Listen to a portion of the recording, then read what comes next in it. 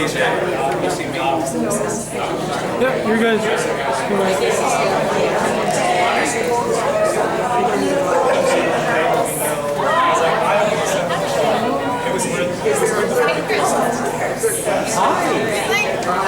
give you a hug? Yes.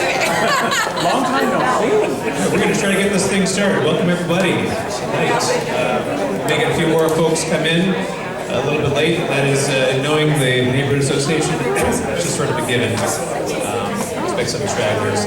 But I want to welcome you to our Tosa East Town Neighborhood Association's 5th Aldermanic District Candidate Forum. My name is David Paulsen. I'm the board president of the Neighborhood Association, also commonly known as TETNA. We are, just a quick word about us, we are a 100% volunteer organization made up of neighbors just like you. We try to promote the neighborhood, get information out through, for example, our newsletter, which if you haven't gotten our newsletter, feel free to grab a copy there. And we also organize various events, such as coming up, we have the Spring Egg Hunt on April 9th. We have Run Tosa Run coming up on May 14th. And those and other events, you can find details about them on our website and Facebook page. And you're also welcome to email us at info@tosaeasttown.org, and town has an E at the end. We also have an annual meeting coming up at 6:30 p.m. April 20th at Tosa Bowl and Bun. That's a great opportunity for anybody who wants to get more involved in the neighborhood or neighborhood association. We also typically have a police officer come and talk to the neighborhood association, as well as our council representatives. So Joel Tillison is committed to coming that day, and whoever wins the election on April 5th, we will invite them as well. But anybody's welcome to come to the meeting. The minimum requirement for being a board member of the neighborhood association is to pay your $10 membership, and then attend our monthly meetings, which are held on the second Monday, typically on the second Monday of the month at Center Street Park. So that too, you guys are all welcome to come and check us out at our meetings and potentially consider becoming a board member. One of the things I'd like to mention is that at our annual meeting, we plan to introduce a new program of micro grants that will offer financial assistance to residents in pursuing any number of potential ideas for improving the neighborhood. Stay tuned for those details. We'll be announcing those again later in April. But for tonight, I would invite anybody who wants to get involved or maybe has an idea for things that we could do to improve the neighborhood. We have a sign-up sheet with name, email, and then if you want to put an idea that you have, please do that. The board does have a significant cash reserve at this point that it's accumulated during the pandemic, and we're hoping to encourage you to all think about new ways that TETNA can put that to use. So for tonight, we have cards here that you can, if you have a question, we've received some questions in advance from residents. If you have a question or think of a question in the middle of the forum and want us to ask the candidates that, we have little cards here. You feel free to fill that out using one of the little pencils. And then Zach in the back can help you with taking that and passing them on to me. Or if you have any other questions, feel free to ask Zach there. I want to say a few words about our candidates, and I apologize if I botch anything. So they are also empowered to correct me as much as they need to. But Rob Gustafson has served on the Common Council since December 2020, when he was appointed to complete the term of former Alderwoman Heather Kuhl. Rob is a husband, dad, photographer, fly fisherman, and probably best known as co-founder and co-owner of Venture Brew Company, a North Avenue beer and coffee business that's located just east of our neighborhood down in the 50s, North Avenue. So welcome to Rob. And Sean Lowe has served as chair of the Wauwatosa's Equity and Inclusion Commission since the commission was formed in 2019. He's also a past president of the Milwaukee Urban League Young Professionals and as a product and sales specialist at Northwestern Mutual, where he has worked for the past 18 years. A Packers fan, Bucks fan, not Bears fan, and also loves wrestling. So maybe ask him about that at some point. So, welcome to you both. Thanks for taking the time to join us tonight. All right. So, We will be alternating responses during this hour-long forum. It may go a little bit later depending on if anybody wants to stick around and if we have more questions for the candidates. But we've asked the candidates to keep their responses to about 2 minutes so we can get to more topics. And we will start with introductions of up to about 3 minutes. And based on a coin flip, Rob will go first. So Rob? I hate being first.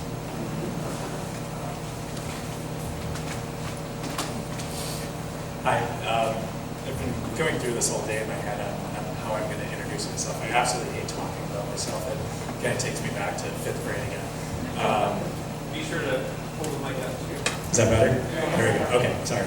I'm Rob. We live on 60th between Meineke and Bright. Our house is typically known as the house with the best lawn on the block. I spend a lot of time on that. Just a kind of a little pride point. Owner of a beer and coffee establishment on 55th and North. Vice president of the Uptown Crossing bid through that area. So I've had a lot of work in this whole corridor the last several years. Grew up in Milwaukee, stayed here for school. Tried to leave once or twice, didn't happen. Always kind of get sucked back in to the area in general. Moved to Wauwatosa, west side, 06, 07. Moved to the area of Washington Heights after that. When I was looking for places to open our business, we kind of landed on that area and thought it would be very helpful if we lived somewhere near our business. I never wanted to be one of the business owners that extracted from a community. I wanted to be in it, I wanted to be involved with it. And that's kind of how this whole thing started, with wanting to do this and wanting to pursue this. It started with venture, and the pillars of venture are coffee, beer, but the overlapping ideas community. Those two beverages we feel facilitate that. You meet someone for beer, you meet someone for coffee. It's really not, for us, it's not about the beverage, it's about the overarching idea of that. We lived over there for several years. We wound up finding the house that we have currently on 60th. Moved over there through the process of being in that area. Wound up getting involved with the bid. About 3.5 to 4 years on that now. Recently, vice president in the last year and a half. And then when this opportunity came up, I saw this as an extension of what I was doing in that area. So I threw my hat in the ring, and here we are today. We have a delightful dog at home. My partner Kelly and our daughter Anna are at solo ensemble at East. So I'm not sure if I drew the short straw or Kelly did. So kind of curious to hear how that goes with the high school bands. So we are, and it was kind of nice to get them a night off. They've been incredibly helpful with helping me through this. It's not a small time commitment, as I'm sure Sean knows. It's one of those things where you are doing this all the time. Sean took a half day today. I worked extra long, so I didn't have to think about coming here and talk. Yeah, I got out of work at like 5. I was on brew days when we're brewing beer. I'm typically out of there by 1 or 2. Relax the rest of the day. I was like, I'm just going to keep working and doing things, keep my mind a little out there.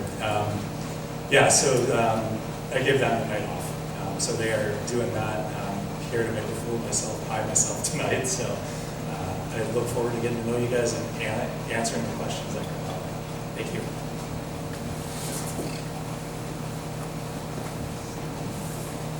Good evening, everyone. As you heard, my name is Sean Lowe.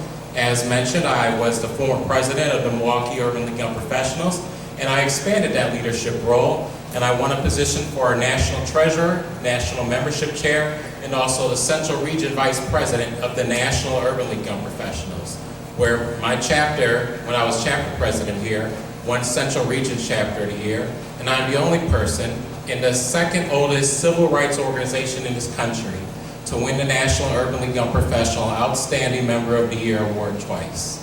I am also featured in Who's Who in Black Milwaukee. I am also named one of the most 35 influential African Americans by the state of Wisconsin in Madison 365. And as you know, I am your current Equity and Inclusion Commission Chairman. And I'm looking to expand my leadership role with your help and your vote right here in Wauwatosa. What got me interested in this position, I started to attend the common council meetings in my role as chair of Equity and Inclusion Commission. And then summer of 2020 hit. We all remember summer of 2020, right? We had COVID and civil unrest right here in Wauwatosa. Unfortunate national news at times. That got me to go to more and more common council meetings, more and more interested in helping people. And I remember specifically one of the worst days of that summer when the glass was broken from those business owners' businesses in our 6th district on 80th Street. Y'all remember that?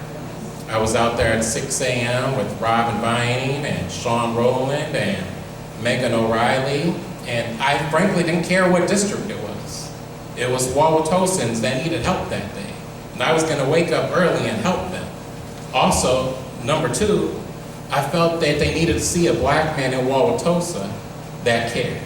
After everything was going on with the racial unjust, I wanted to walk up to those business owners personally and shake their hand and let them know everything is going to be okay, and I'm there to help them.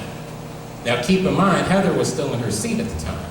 I wasn't even thinking about running for common council, so when the opportunity arose, then I said, you know what, I think I can help these people a little more. I think I could do a little more in Wauwatosa.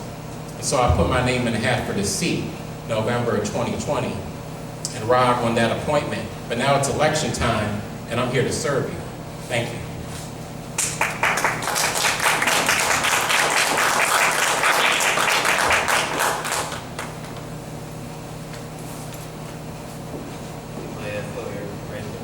So thank you, Rob and Sean, again for coming. So we've mentioned in the past in our promotion of this event that it's a forum, it's not a debate.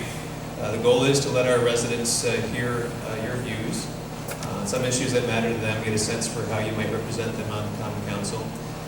Some questions are general and others are more specific, and voters may take note of how you do or don't answer the question. But I would suggest you also should feel free to say, I don't know, if you don't know, and you need to do some research first. That's fine too. All that said, I guess I'll throw out a softball to begin, sort of a hypothetical question. No right or wrong answer. So we'll start with Sean. If someone from out of state was moving to the Milwaukee area, what would be your top pitch to convince them to choose Wauwatosa as their new home? And are there any drawbacks that you might warn them about? Absolutely. I think one of the top things is our school district. I've known our superintendent nearly 20 years, Dr. Means, and he also was a member of the Milwaukee Urban League Young Professionals. So early on in our 20s, we were both involved in leadership right here in Wauwatosa. And I think that also another draw to the region is you all, the people. Knocking on doors, I tell you, win or lose this election, knocking on doors really just solidified how awesome our district is, how excited I am to live in Wauwatosa, and I'm so happy to meet so many people throughout this campaign process. And it's like, wow, did I ever make the right decision to move to Wauwatosa? And as a representative of the district, I want to ensure you that our streets are going to be safe as well. I would tell someone moving out of state that we have a police chief that cares about safety, and we have an equity and inclusion chair that cares about safety as well. And I would let them know that our streets are going to be safe, their kids are going to be safe, our neighborhoods are going to be full of activity and things to do. And I also want to mention, very important, the small businesses that we have in our district, the walkability and accessibility to so many restaurants. So I would invite that person from out of town to come and eat with me at the restaurants in our district, experience some great small business owners that we have in the 5th district as well. And that's why you should move to Wauwatosa.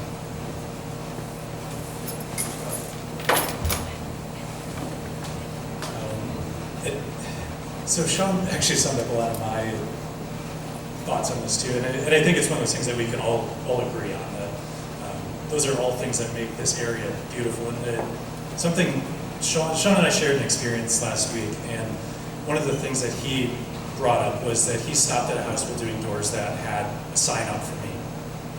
he had a very positive experience. That person was open and willing to have that conversation. I experienced that this weekend.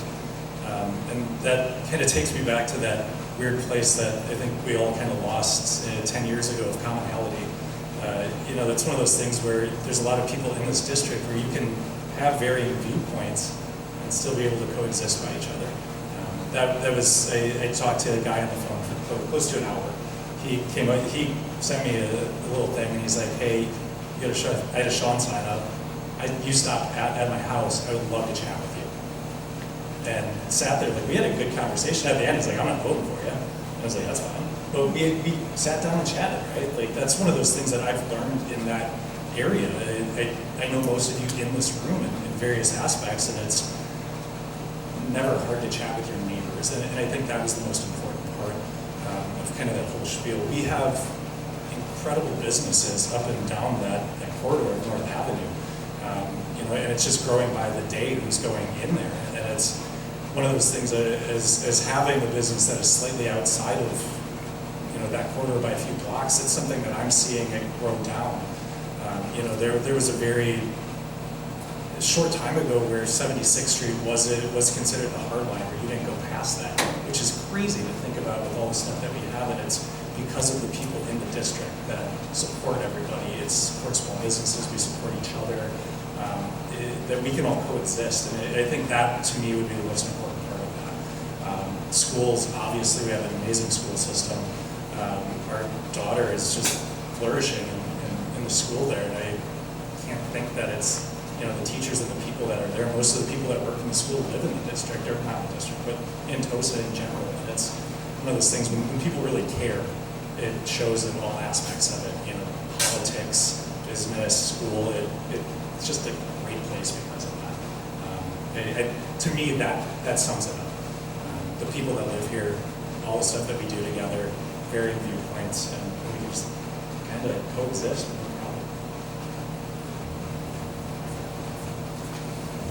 You both mentioned a little bit about North Avenue and some of the businesses on North Avenue, and development is always a hot topic in Wauwatosa and in our neighborhood. We had a couple of residents submit questions on that issue. One wanted to know your views on basically the pace and scope of development along North Avenue. In general, what do you think the city's role should be in accommodating or promoting development? And another neighbor put it this way: how do we balance growth while maintaining the charm and livability that draws people here in the first place? So we'll go back to Rob. This is killing me. That's a great question, and that's something that I face often, being on the bid in that corridor as well. That's a question that comes up very often. There's a way to do it. Just trying to think of a good way to phrase this. There's sensible ways of attracting this stuff. There's working with the city and the developers to come onto an agreement with places around there.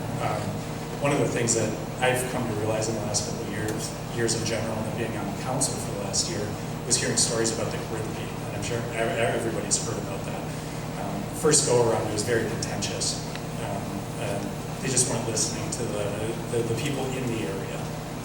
With the current version of it that's come through, I received one opposition recently, and that started to come from people being suggested to work with residents. And I think that's something that needs to continue on. I am for developments in the way that it should be responsible and accommodating to businesses in that area on North Avenue, and I think Wauwatosa in general. It's a lot of underdeveloped space. And in a lot of these cases, the only way to do that is to go up. We don't have a lot of free, open lands like a lot of our counterparts around us do. But I think making sure that it fits within a neighborhood or is correctly done for the parcel in the area. There are places in our city that are unique to development, you know, where larger stuff can stand. But I think in our area that, you know, up and down that stretch of North Avenue, there needs to be something newer at times, but it needs to be done responsibly. And that's going to be working with residents, businesses, developers to make sure that those are all agreed upon through council.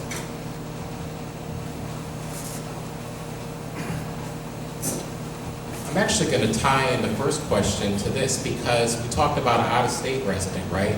Wanting to move to Wauwatosa. So what if they Google North Avenue? Are they going to realize that 35th and North or 5th and North or 10th and North is not Wauwatosa right away, right? If somebody tells them, hey, there's some great businesses on North Avenue you can go to. What if they just Google North Avenue, right? Forget the Wauwatosa part. That's why I think a little time, sometimes we can be just a little closed-minded on local government about these issues because I want to make sure that not just this district is successful, but I want to know what Malele Cox is doing and all the great work she's doing in Bronzeville. That's important too. We need to build North Avenue all the way up. So in my role representing this district, my concerns are not just going to be limited, so to speak, to this district and Wauwatosa. I know Milwaukee's success is tied to Wauwatosa's success. I recently went to the opening of the African American Holocaust Museum in Milwaukee, right in Bronzeville, right on North Avenue. That's going to be a national attraction to the city. And if the hotels are full, what other hotels are open? Ours in Wauwatosa. Those restaurants are full and they see, 1 hour, 2 hour, 3 hour wait times. What other restaurants are going to be open? Ours in Wauwatosa. That's how we attract people here. We have to think about this as a region. So yes, I am for development, and you can develop and you can protect county grounds at the same time. That's something that we have to do. We have to give people opportunity to shine, and so we should be just as concerned about the business and the crime on 50th and North Avenue as we are on 60th North Avenue in Wauwatosa, on 70th and Center in Wauwatosa. And if we care so much about that entire region as a whole, everyone's business is just going to continue to thrive.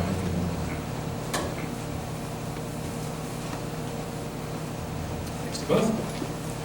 One related issue would be infrastructure, and we did have a question, and this has come up periodically in recent years related to, and I'm always afraid I'm mispronouncing it, but Schoonmaker Creek? Schoonamaker. Okay. Just call it the creek. The creek, yeah. So I'm wondering if each of you could talk a little bit about, as I think Sean mentioned this in some of his materials and something that's come up on the council. I'm wondering if each of you can talk a little bit about what you think the city should do to respond to that issue. And if anybody is not familiar, there is a creek that runs underground through our neighborhood, and you can see it come out in the open in Washington Highlands, and it has caused flooding in years past. And there's talks of long-term solutions to that. So I want to see if Sean, if you have any thoughts on that. Absolutely. It's actually on my opponent's campaign flyer that came in the mail today, funding for Shoemaker Creek, but unfortunately, last week at the Common Council meeting, Alderwoman Nancy Welch was the one that spoke up about this type of funding when the council decided not to even pursue this type of funding to fix the infrastructure damage on Shoemaker Creek. They also allowed public comment at that meeting, and I was the one that spoke up and fought for this funding for Shoemaker Creek. And you can go back and watch it if you want to see it. But it's very important to me, and I think actions speak louder than words. My actions, and the only thing I can do in my position, is speak in a role from public comment at that type of meeting. I don't get to cast a vote. That's where you could change that on April 5th. Because I believe in that infrastructure funding. And even if the short-term solution, that $2.5 million that they want to spend, if that's not the answer, and I keep hearing the talk, as you mentioned, I keep hearing the talk about the long-term solution, but I'm not seeing that. I'm not seeing that delivered in our district. I'm tired of talking about the long-term solution for this creek. I want to enact on the long-term solution for this creek. Because guess what happens? You can fund the housing you can fund the housing rehab fund, right? And that could be full with money at $500,000, right? $500,000 in the housing rehab fund, right? But if we have a 100-year flood, you all are going to need a piece of that pie. That fund will be depleted in one day. And then the city's going to say, what did we do? Well, we created a deficit because we didn't address an issue that we know had to address and we keep talking about, right? So if we're gonna address infrastructure, and granted, we cannot fix everything, but under my leadership, we will fix the things in this district, and I will fight for that funding for Shoemaker Creek.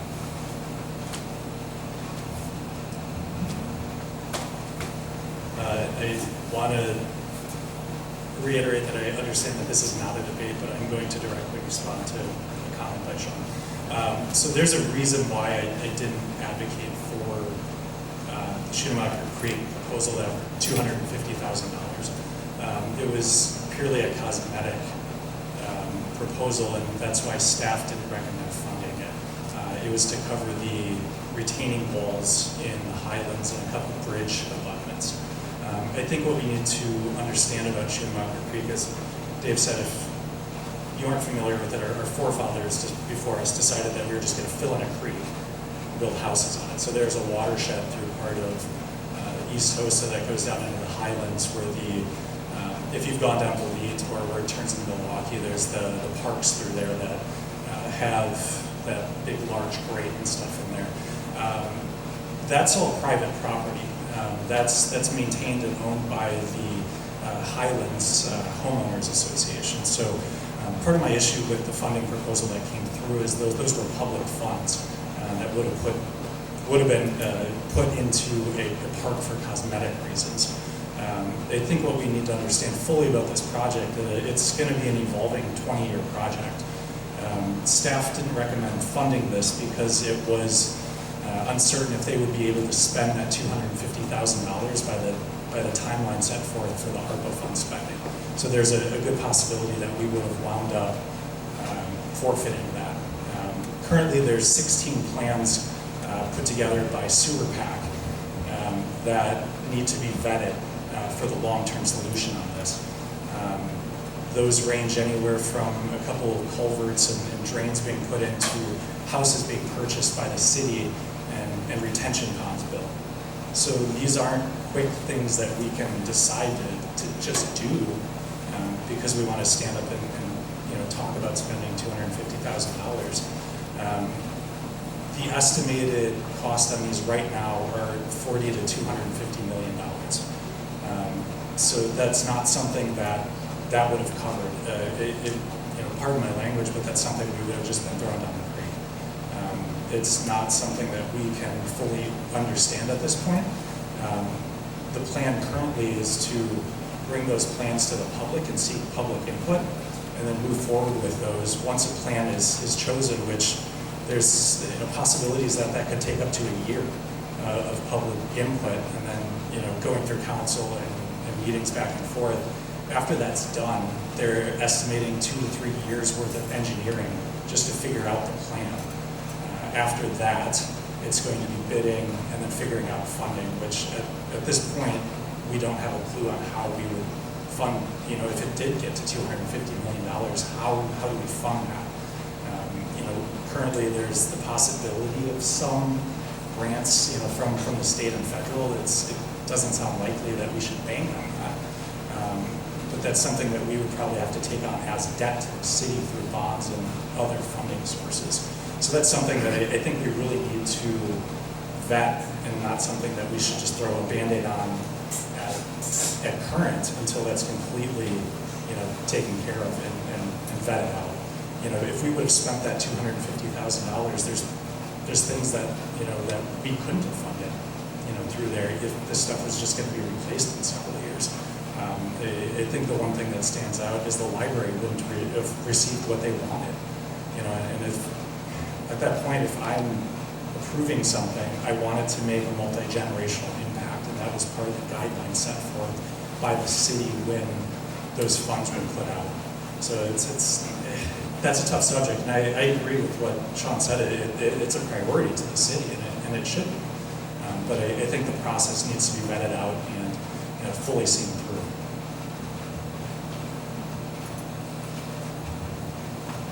If we have any questions or want to ask questions of the candidates, we do have a card, just a reminder. This table over there, and then feel free to funnel them back to Zach if you want to. And again, candidates are, I think, willing to stay afterwards if you wanted to talk to them in person too. So yes, as Schoonmaker Creek, right? We probably could have a whole meeting just about that, but I wanted to turn to an issue where the two of you have a clear record of agreement. So the city's Equity and Inclusion Statement, it was recommended by the Equity and Inclusion Commission, which you, Sean, are a chairperson. It was approved unanimously in January by Common Council, if I read correctly, with you as Alderman Rob. And the statement reads, in part, the City of Wauwatosa is committed to creating a positive environment of equity and inclusion for all its employees, those who live and work in Wauwatosa, and visitors to Wauwatosa. We believe that embracing the concept of equity and inclusion improves our community for everyone and will assist us in ending disparities in quality of living that exist because of historic policies, practices, and systems in Wauwatosa. So that statement is now official, and I'm wondering what the two of you think are the next steps for the city.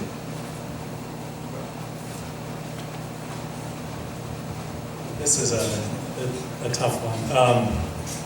I think there's no perfect answer on any of these topics. I agree that this is a very important thing for us. A little background on myself. I grew up in Milwaukee. It turns out, learned earlier last week that Sean and I went to the same school for a while. And my experiences there, although not the same as Sean, I was put into some spots where my friends of color, we would be pulled over if we went to Mayfair, and if I drove, I wouldn't be pulled over. And it's things that I got to see firsthand, not that I could fully understand that, but I experienced a lot. So that's been very important to me, seeing situations that I can possibly advocate for, which was police reform in a lot of these cases, and seeing the steps that the city is using to try to address those. There's some great things happening at our police department to try to take care of issues like that.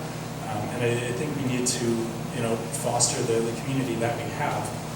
One of the topics that I found myself, sorry, not topic, but kind of catchphrase lately when talking to people is using our own bricks to build the road.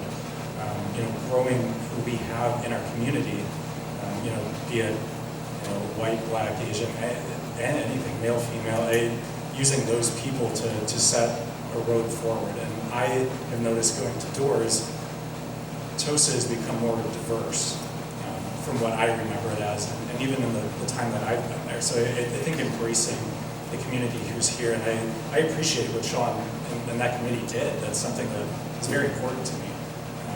And that's, moving forward, I don't have a perfect answer to that. I can't truly understand some of those topics, but I can be an advocate for it when it comes through council. I can speak up when there's a problem. And one of the things that the city's been really good at lately, I've been noticing, has been addressing issues with zoning that come through and stuff that we might see as impediments. So I think for me, being able to support those changes, those things that come through on a daily basis is where I can, support that. Being able to sit there and think through these and see what those are and move forward that way. John, the next steps then for that.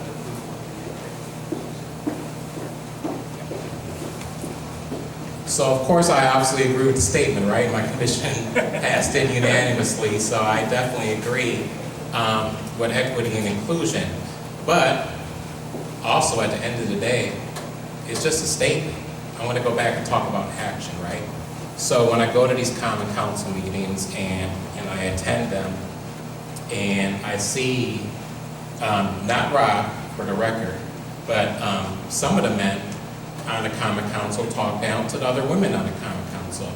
And they're very condescending to the women on the common council, even in the meeting last night. So I guess, again, I can't speak at the common council meetings.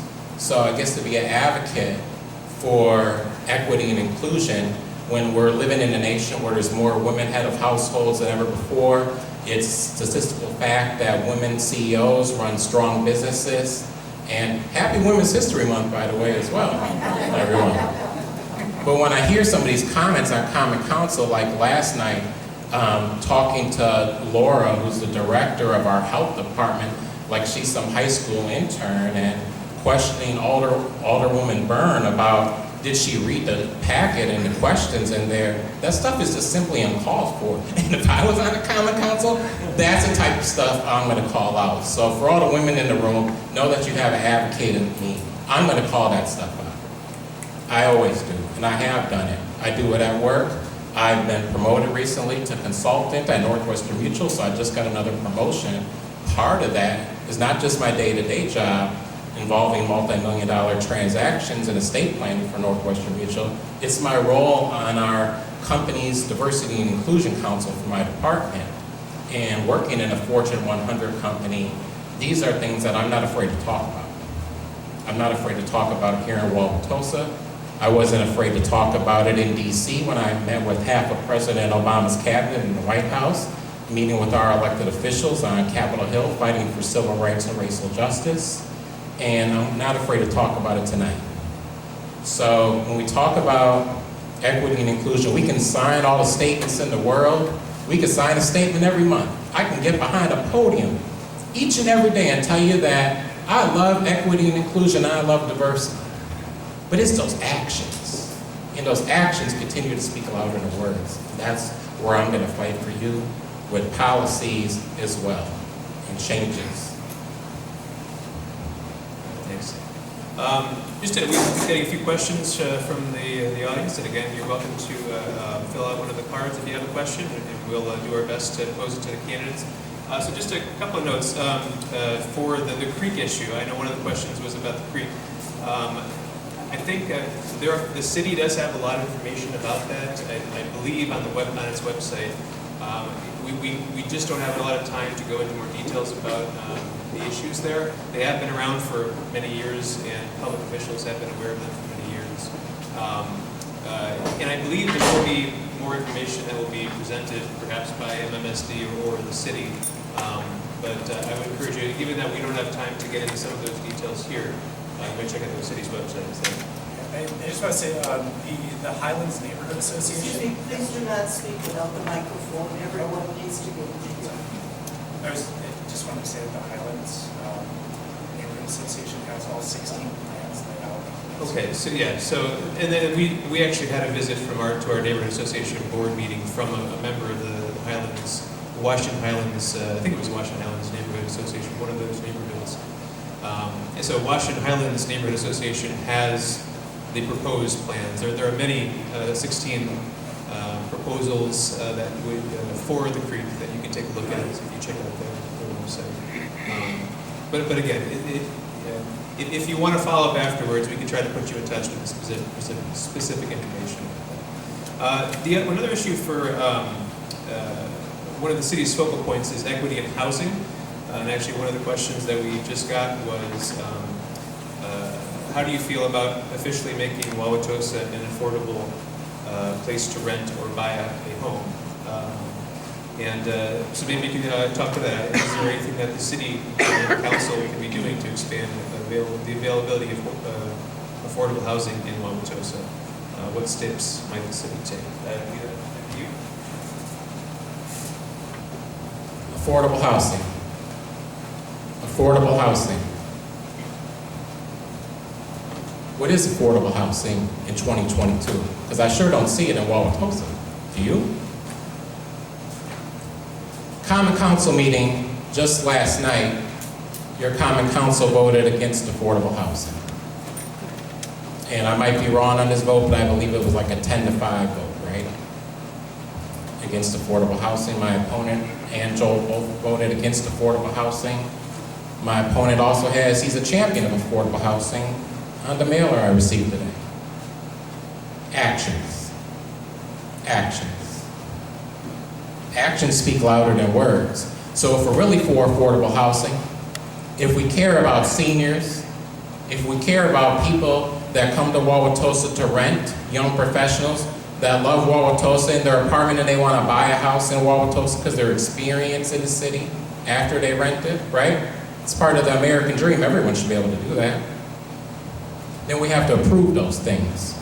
So in the city, just last night, talked about affordable housing, not Rob, but one of the other alders happened to say out loud, exactly where are these houses gonna be? When I'm on the Common Council, I hope I can put the first houses right next to his. That's what I'm gonna do. It doesn't matter where the houses are in Wauwatosa. What matters is that somebody has the opportunity to achieve the American dream. What matters in Wauwatosa is that affordable housing doesn't necessarily mean more crime. It means that a single mother and a child have a place to live. It means a young professional has a place to live. It may mean a senior who has grown children that wants to downsize and move out of a house to an apartment wants a place to live, and they want to stay in Wauwatosa because they love Wauwatosa. They should be afforded that right. Everyone should. So we have to make sure that we speak and we turn that into action when it comes to addressing affordable housing in Wauwatosa. Inflation right now is a major, major issue, right? So if we can do our part on the Common Council to set aside some funds for affordable housing, which were there, which the citizens wanted again, what the citizens talked about 5 years ago, 10 years ago. But again, these concerns continue to go undressed, right? They're not addressed by the Common Council. So I'm going to change that if you elect me on April 5th.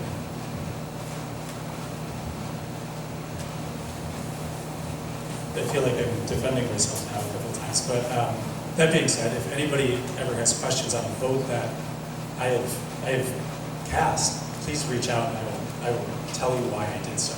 So to clarify what Sean was talking about, there was the land trust that was proposed, originally proposed at $5 million. That's what staff and others decided that would be a great start for this program. And I think at that dollar amount, that's where it would probably need to be to get it successfully running, going, purchase the homes, get that moving. It got whittled down through the process. Joel and I tried to approve some. It kept getting blocked last week. But the process went down from $5 million to $1.05 million. That isn't a great start to this program. I felt at that point, underfunding it is starting it in a poor place. That is going to give somebody ammunition to come back and say, where is this house going to be? And now there's one or two houses, and that's it in this program. There was approximately $150,000 to $200,000 worth of administration fees to get that started. So you're under $1 million. You might be able to provide two houses at this point. They were saying that the houses that are typically purchased would be in disrepair. And staff at that point was going out and saying that they should apply for the rehabilitation loan. So if somebody's in a spot where they might not be able to afford a down payment on a house, you are going to take from them, give them a house that needs repair upwards of $50,000 and require them to start paying back on that? That didn't sit well with me. I think this program, if and when it's funded, I advocated for it to be funded through other sources coming up where we have time to vet it. I think the only one in the area that we were able to find that is kind of going is Milwaukee's, and staff was working with them, and there's stuff that they didn't think would work with the plan that we had proposed. So I don't want to start a program just to say we did it, to see it fail. I don't want people to say that's the house that somebody got for this and now the program's failing. I don't want to set somebody up for failure, be it staff, the city, residents. That just didn't sit well with me, and that's why I chose to not support it in its current set last night. But I agree, we do need affordable housing. There isn't a lot out there. I mean, you might be able to find, a couple duplexes under $1,000 here and there, but they're not great conditions. I think supporting developments that are coming up, like the Cornerstones across from City Hall over there, like that's a great development. There's affordable housing there for seniors, people that need assistance. Making sure that we're taking care of that. My opinion, that $1 million that was possibly going to be set aside last night and then knocked down could have been used for other housing opportunities instead of purchasing 1 to 2 houses that were in disrepair. Thanks again. Policing is another issue on the minds of Tosans in recent years, and I know we could probably devote a whole evening just to discussing policing policy and public safety. I would encourage you again to join us at our annual meeting, April 20th, at the Tosa Bowl and Bun. Officer Kane is committed to being there if you have any specific questions about policing or neighborhood safety. But I wanted to, given that we are down to, at least officially, the last 10 minutes, and I know there's a lot of questions that I want to get in here, but so I want to ask this as a two-parter. First of all, the neighborhood was the center of unrest in October 2020, which I think was alluded to over police violence against black citizens. Tensions have subsided since then. But I wonder if you would be interested in sharing your thoughts on those conflicts and whether you saw any lessons for the city moving forward in the next 4 years. But at the same time, policing is also about community safety and security, and some of our neighbors have shared stories about gunshots, break-ins, and stolen cars in the neighborhood. So how would you respond to neighbors worried about crime in this city? So both policing policy and public safety question. Rob? Are we referring back to 2020? Is that right? Right. The unrest in 2020, and specifically, there were both concerns about police actions at that time, but also defenses of police action. So I just want to make it clear, I was not on council at that time, and I think everybody knew that. However, I've been still trying to process this myself with a lot of the stuff that happened, through that course. I tried to view it from a place of understanding what happened, why just kind of the whole thing. Kenosha was fresh in our minds at that time. I can understand the caution that was taken. However, at the time, the mayor alluded to that they didn't have enough time to call a common council meeting. From a place of understanding, I could see maybe a day or two of a curfew until we could get something figured out, and I'm sure the council could convene at that time. Beyond that, I don't think it was warranted. I don't think it was needed. One of the things that I spoke with Chief McGillis recently was their current policies and what he's trying to put into place, and one of the things he kept emphasizing was policing based on behavior, not on race. So I asked him how he was going to combat that, because there's a lot of times that somebody that looks like somebody is pulled over more, or they're accused more. They're starting to implement data collection and working very hard on that, so they can start to see patterns as they're starting, if they do start, and how to nip them in the bud. I agree that is an amazing place to start. There's training that they are going through, to make sure that they aren't using a bias. One of the things that I supported through council was the support of community service officers. There was a consultant that came in during the process of hiring a police chief, and one of the things that they identified through public input, staff input, council input, key stakeholders in the area was that we need officers that aren't sworn, that aren't carrying a gun. So there's been a lot of support for community service officers. They're going to be somebody that works for the department. They're not sworn. They're not carrying a gun, but they're doing the things that police kind of get roped into that they shouldn't be. 2 years ago, I had to call. I called, PD because we found a lost dog in our yard, and Matic wouldn't take it because they weren't open. PD came and got the lost dog out of our yard. That's not something that a sworn police officer should be doing. Or if there's a minor accident on North Avenue where nobody's hurt, they shouldn't do that. So it's freeing them up to do actual policing issues. And I think that starts to rebuild the trust in the community when we have an officer like that, or somebody that is more relatable, I guess is the way that I've heard it. I would love to see that.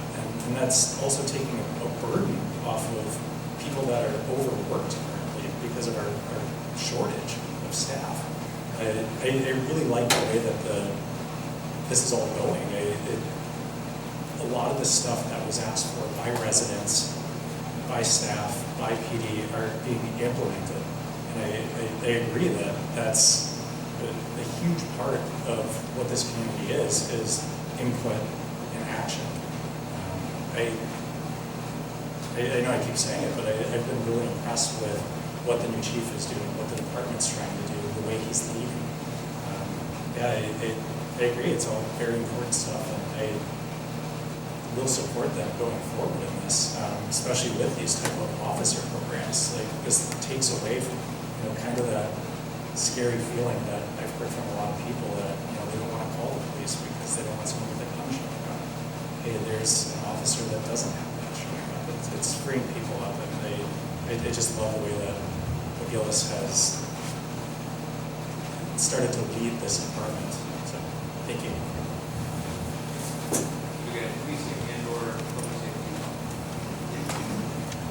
So first I want to address something, because you mentioned Tosa Fun and Bowl, and if you're eating fish on Friday, you got to get the fish sandwich there. It's phenomenal. I had it last week, so make sure you stop there. So, summer of 2020 though, let's go back there. I took this role as chair of the Equity and Inclusion Commission, and I remember after maybe my second or third meeting, and I was unanimously elected chair, and I said, I really need to, next on the agenda, I want to talk about body cameras. I can't believe the Wauwatosa Police Department doesn't have body cameras. And I was told very quietly after the meeting, don't mention body cameras in front of Barry. And we don't have the money for that, so you can't talk about that, Sean. Don't talk about body cameras. Seriously, true story. So my next agenda, we had body cameras first on the agenda. And that passed unanimously in the Equity and Inclusion Committee. And we took that to Common Council. And we got body cameras on our police officers for something that, again, they were talking about. They were talking about for the last 5 years, I found out. And I was like, you were talking about this for the last 5 years? Do you not see what's happening in the communities? Not just Wauwatosa, but all over and over and over again. I got that done. In a volunteer role, mind you. I didn't stop there. I said, I don't want an Eric Gardner situation that happened in New York to happen in Wauwatosa. So we need to put a ban on chokeholds as well. Is there a ban on chokeholds? Well, we have an ordinance out there. I looked at that ordinance. I said, it's not strong enough, so I want a ban on chokeholds. That passed Equity and Inclusion unanimously. Then it went to the Common Council and did pass the Common Council to update our ordinance on a ban on chokeholds.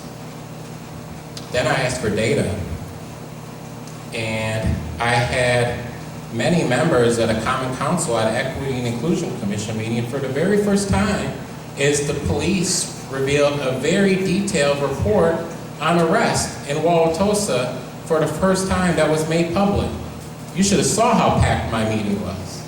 Because the Equity and Inclusion Commission didn't ask, we demanded this information.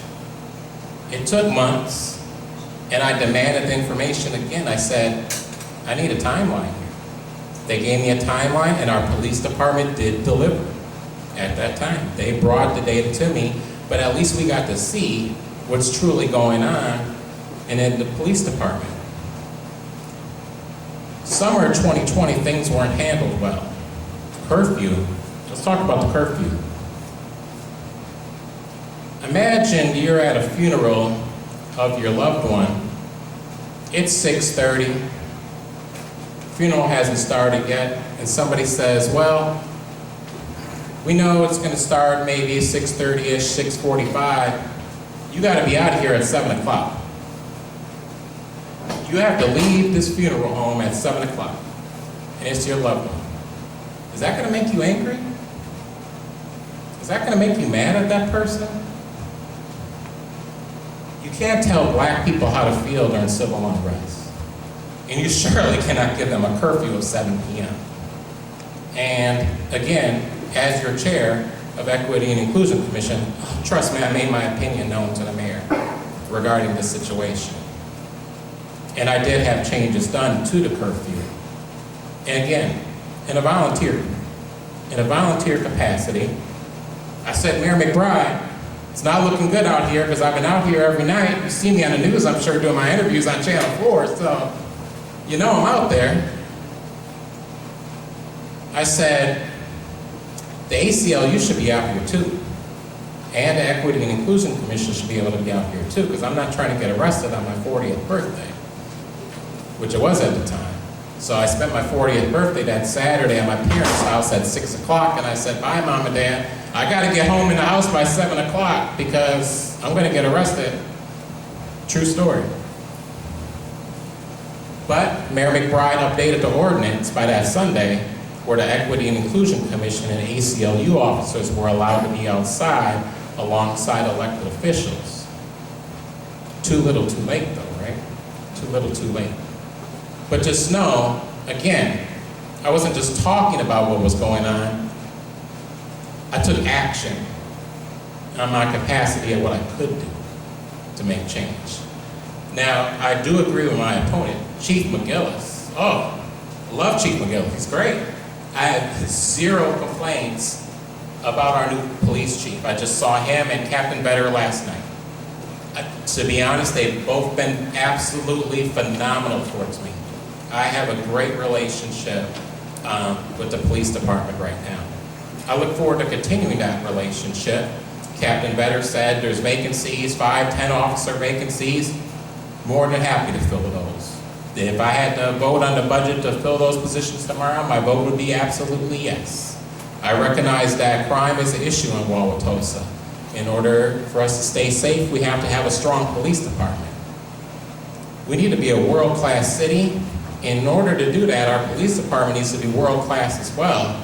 So I guess instead of my focus wouldn't necessarily be on right away expanding the community service officer role, I believe our current and new police officers need to be educated on diversity, equity, and inclusion, and that training background, that strong training background that Chief McGillis is bringing to our police department, and I welcome that.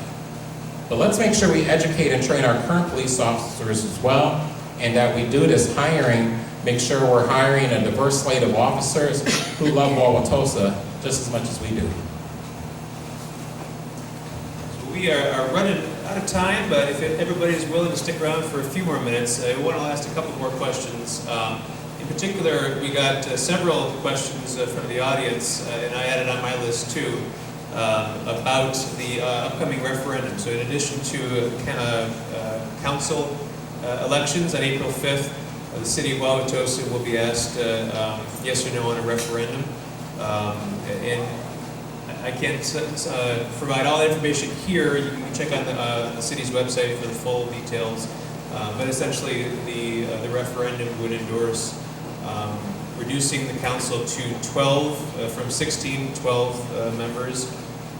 It would also increase the number of districts from 8 to 12. So basically, you would have one council member per district across 12 members, if I got that right. Yep.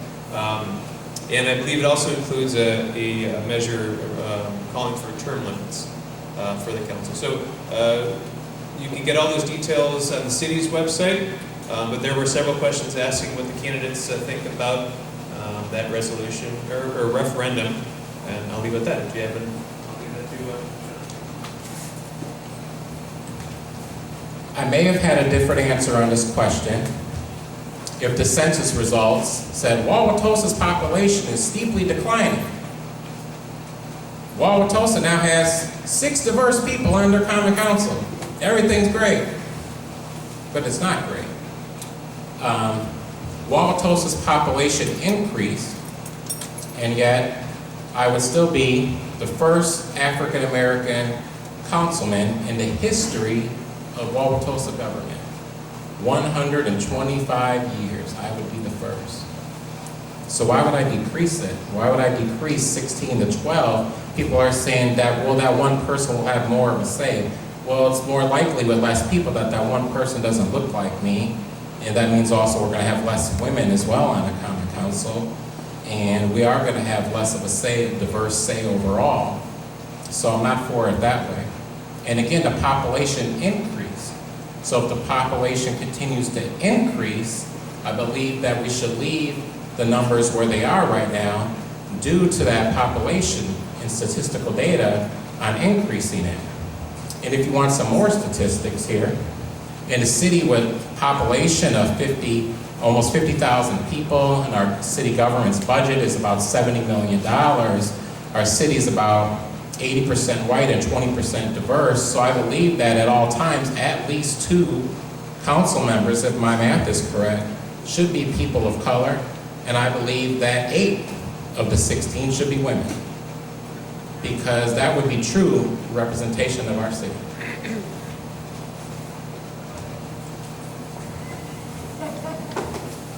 This has been a very interesting topic. At first I was really kind of back and forth on it. After doing research in the last several months, and a lot of the insight that I've gotten from knocking on doors over the last 6 weeks, there's been some very interesting points raised. One thing that I had the same thoughts that Sean did on that to start. But one of the things that I started to see was that in its current structure with 2 alders, in a lot of cases you get an alder that is literally not responsive in any way, shape, or form. There's been several that have been on the council just in my year that I have reached out to several times, phone calls, emails, that I can't get a response. There's people that carry others through, and those people keep getting put back into office over and over. So my thought on that was, why continue to make room for them? The reduction wouldn't be big. It would be 16 to 12. Currently, in some of those areas where you don't have a responsive alder, one person is handling approximately 6,000 people. That's a lot. That's a lot of people. In the current, or the proposed set, when we would redistrict those down, we would be responsible for approximately 4,000. To me, it looks like that would be more representative than not. I go back and forth. I live on 60th. I go back and forth with the change to the district. It's now going into 82nd in the Pasadena neighborhood. Am I truly representative of somebody in Pasadena, income-wise, house structure? I don't know if I am. I think in some of these sets, you can reduce that, but still be more representative of an area. Term limits, for me, I think, were the big part where it would increase diversity. We all don't have a Sean that's willing to run against an incumbent, right? So there's areas where you haven't had a contested race with an incumbent in 4 elections, 3 of them. With having a sunset date on people's terms, it gives people an opportunity to get together and figure out if they're going to run and how they're going to do it. That was the big thing for me. Somebody can't stick around for 4 terms and not call somebody back for 10 years. Somebody knows when their end date is, and they can prepare for it. Like I said, we don't have a Sean that's going to run against everybody. That's the big thing that I have heard out there, is that people aren't willing to run against an incumbent in a lot of these. And the more you get into your terms, the harder it is. Why would you run against a 3-term incumbent, right? Like that number is intimidating. It's tough. I don't know if I would. You have to be very strong on your beliefs and go for it. That's a mountain to climb. I don't know if there's a lot of people willing to do it. And one of the other things with that mountain to climb is what the compensation is. I don't do this for the $5,000 a year that it is. I do it because I care about my community. However, I think that is a barrier to entry for a lot of people. There's a lot of time and effort that goes into this. There were a couple times during the summer where my partner, she was like, can you total the hours that you are putting into this? And there were a couple weeks where it was upwards of 20, 25 hours. I am fortunate to have flexibility in my schedule, but it's not adding to me financially. I couldn't imagine what it would be with a mom or a dad that's on their own with a kid. You can't put together childcare at that cost. You can't do these things at that. So with the reduction would also come, I know it's not a lot, but they would take the salary from the 4 people that are removed out of that, and it would be spread across the other roles. And at those times, we can advocate for higher pay. It's the same with the mayor. It's $22,000 a year. That's supposed to be a part-time job. It's not. So the barrier to entry for a lot of people, you either have to be wealthy, you have to be retired with the time. You just can't put towards this type of work. I think with that reduction, that little bump of pay helps. You're more likely to be of the people in your area. That's what I've done. And you know, truthfully, I'm glad this decision is not up to me. In the referendum, the advisory from 10 years ago, it was 72% of the people that voted wanted this referendum. To me, that if you see a council that doesn't act on that, that tells me that somebody's afraid to lose their seat. 72% of your constituents wanted you to do this and you didn't do it. I think it's worth asking everybody again, do you want to do this? If you do, great. There's no problem with that. It gets restructured. I think there's a lot of pros to it. I am in favor of it the more that I teach myself about this. We are still the number 2 in the area of constituents per representation. The only that's higher than us is Brookfield currently. Even with that reduction, we would still be number 2.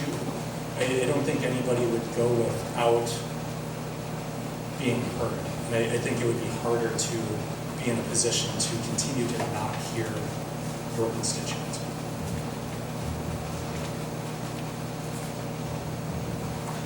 All right. Well, thanks so much for coming, Rob and Sean, and to everybody here. We're going to wrap it up. I just want to say, again, if you are interested in getting involved in the neighborhood association, please put your name and information down there.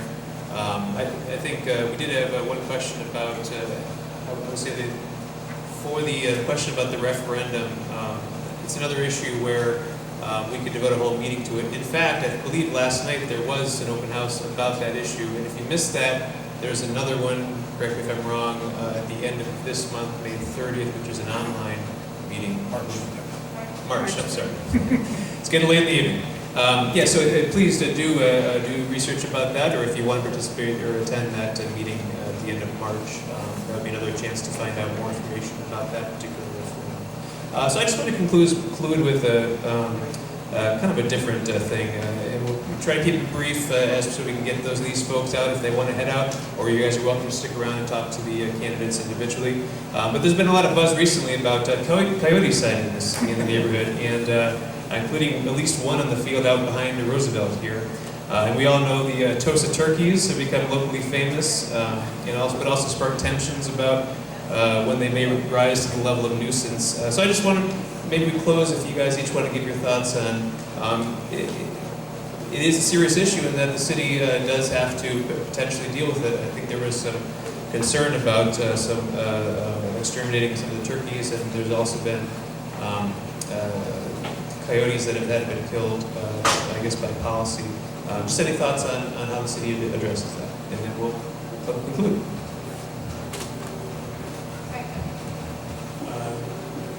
Recently, I've been trying to figure out how the coyotes haven't gotten the turkeys. That's been They both seem to be living very well together, and that's been just an odd thing for me. We've had coyotes walk down our street on 60th. I've got it on my doorbell camera. That's crazy to me that's a thing. I know Mike is in the audience. His district saw a lot of problems with that recently. I believe as Drew Burgoyne's dog was killed in front of them, which I couldn't even imagine. These city acted on policy without, Mike, correct me if I'm wrong, I don't think they reached out to you or Jason prior to acting on catching those coyotes. Yeah, it was a little iffy. I would be for relocating if they are an issue.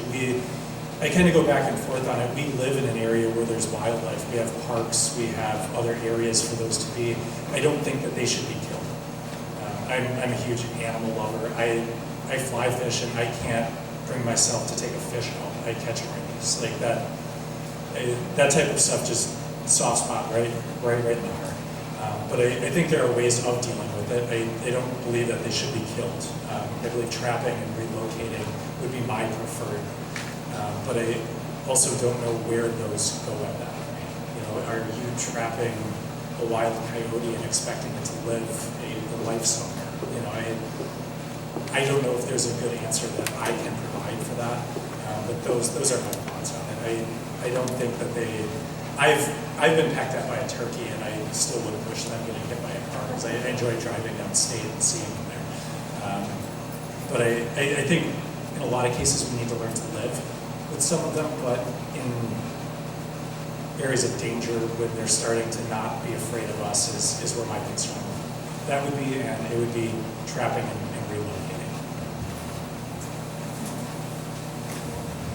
I'm running a campaign where I don't have the endorsement of the coyotes or the turkeys, but I am proud to have the endorsement of the Wauwatosa Fire Department Union.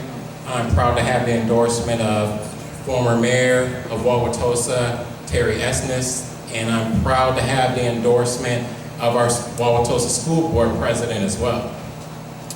I wouldn't want to be the politician known as the turkey or the coyote killer in Wauwatosa. I wouldn't want that to be my legacy or my reputation. So I do agree with Rob in the relocation of both the coyotes and the turkeys. If you're for wildlife, if you understand our bioeconomic system, right, that they do need to exist. They may not coexist necessarily on the same lot, but in the same forest, possibly. And so I am for relocation of both. Thanks again for coming, Rob and Sean. Can you give a hand to our candidates here? Thank you again to all of you for coming out tonight.